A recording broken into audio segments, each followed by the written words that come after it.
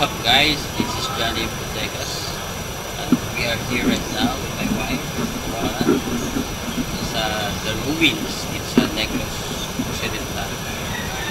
So we are on our, I think, 8th day of traveling around the Philippines. From Mindanao to Cebu, to Bacolod, and later we'll go to Iloilo.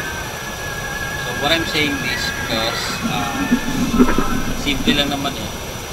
This would not be possible if we have work. Pagka nakatali kami as employee, hindi namin gagawa. Then, dahil nakaswa kami, dahil sa swa mismo, we have all the time freedom to do everything what we want. And even the financial matters, it won't matter anymore kasi nga, sa swa, it will give you financial freedom also. So, kikita ka na malaki. Same yung gaya nito. Nandito kami ngayon sa babakasyon, nakaupo dito, hihintay lang ng tour guide para mag-orient sa amin, explain the details here in the ruins. Ang income pa rin pumapasok, hindi tumitigil. So, ito yung na-experience namin. For sure, ito talaga yung future mo sa SWAT. Member ka na, o hindi ka pa member.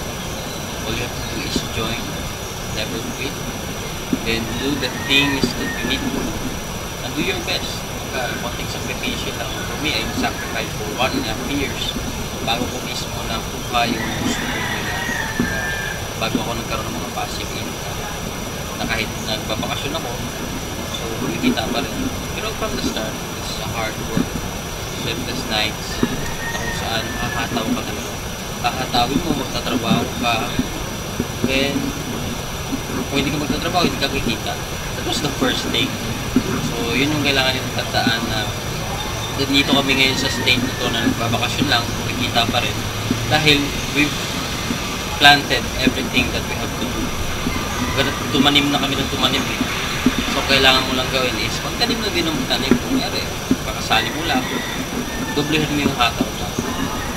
Kung 1 year ka na, so, konti-konti lang nagpapaano yung momentum yan. Tumataas yung momentum.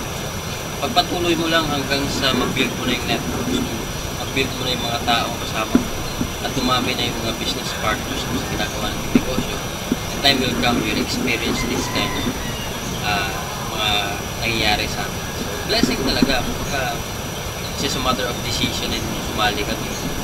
Wala din kami pera, no? Pero ginawa namin paraan para makasali kami at the same time. Yung sacrifice na yun, yung decision na yun, no? Ang hirap magpalabas ng pera kasi wala ka ng pera, wala ka ng kinakain. Pero inisip lang namin na walang duda na ito ang bibigay sa amin ng gusto namin. Kasi ako tamad ako eh. Ayaw ko maging empleyado. Ever since one time na ako maging employed for 1.5 years after ko makagraduate, then eventually ayaw ko na maging employed na maging boss. Ayaw ko magkaroon ng boss kasi tamad nga ako. So lagi lang papagalitan. Pero right now, ako yung boss. And anytime I want, pwede akong gumising. Anytime I want, pwede akong matulog. Anytime I want, pwede akong These are all things na makikita mong benefits talaga. Yung pera, hindi natin kumita. Maraming tao sa labas kumikita malaking pera. Mas malaki pa sa amin. Mas malaki pa sa kinikita. The point is, they have the time. They have the financial freedom. So, the question is, they have the time pa to do this.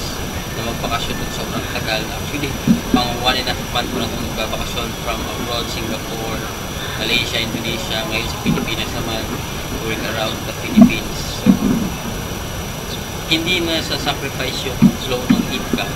At the same time, you're enjoying life to the fullest. So, sa iba dyan, nagiging milyonaryo, pero wala rin silang time para gawin yung mga nagbabakasyon. So, stress din sila, everyday work, wala nga silang day off eh. So, ito yung pinakamagandang makukuha mo dito sa ginagawa ng negosyo kasi time freedom, financial freedom. Not just financial freedom, pero time freedom, that's the price na thing na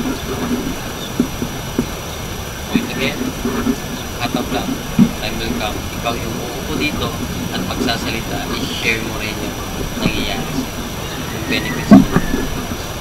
Anyway, this is Johnny Botegas once again for earnpassiveonline.com. Earnpassive with Johnny Botegas. Right?